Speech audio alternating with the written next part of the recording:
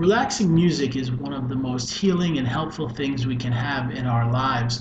I oftentimes put on the radio and I hear such loud, almost obnoxious music, things that if I'm trying to stay calm or stay peaceful can really throw me off. Maybe the lyrics are quite harsh or the sound is very loud or intense.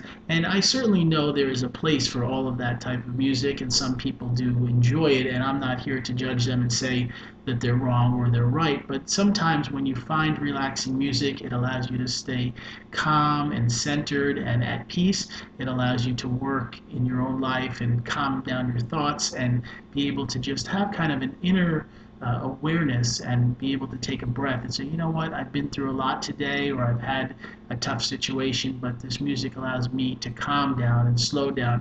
And the nice thing about relaxing music is it is something that can be a tool that helps you to stay calm, but it doesn't harm you. Whereas if you use alcohol or other types of depressant things that calm you down, unfortunately, there are a lot of side effects and issues that happen.